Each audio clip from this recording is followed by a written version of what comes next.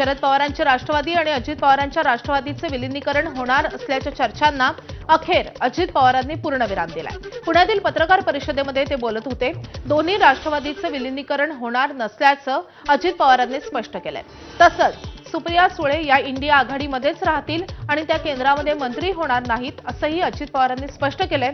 नगर परिषद निवडणुकांपाठोपाठ महापालिकेच्या निवडणुकीतही दोन्ही राष्ट्रवादी एकत्र आल्यानं दोन्ही राष्ट्रवादींचं विलीनीकरण होईल अशा चर्चा सुरू झालेल्या होत्या।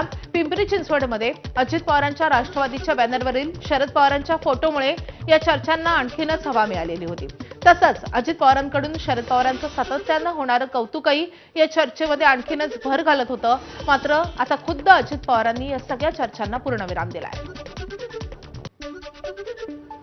सुप्रिया सुळे केंद्र सरकारमध्ये मंत्री होणार का असं तुमच्या सूत्रांच्या माहितीनुसार आलंय का?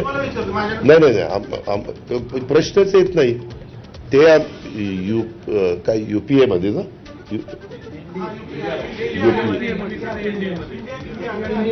हा इंडिया आघाडीत आहे। आम्ही एनडीए मध्ये, ते इंडिया आघाडीत आहे। नाही तसं काही नाही। अकोल्याच्या अकोटमध्ये पक्षादेश डावलून भारतीय जनता पार्टी समर्थित गटाला सहकार्य केल्याप्रकरणी एमआयएम पक्षानं अकोटमधील आपल्या 5 नगरसेवकांना कारणे दाखवा नोटीस बजावली आहे। या कारवाईमुळे राजकीय वर्तुळात मोठी खळबळ उडाली आहे। या नगरसेवकांना बडतर्फ करणार का याकडे सगळ्यांचंच लक्ष लागलंय।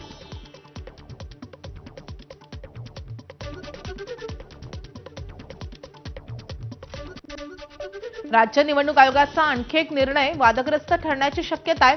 प्रचाराची मुदत संपल्यानंतरही उमेदवारांना आता घरोघरी जाऊन प्रचार करता येणार आहे। मात्र राजकीय पक्षांना पत्रकं वाटून प्रचार करता येणार नाहीये। निवडणूक आयोगाच्या या निर्णयानं नव्या वादाला तोंड फुटण्याची शक्यता आहे।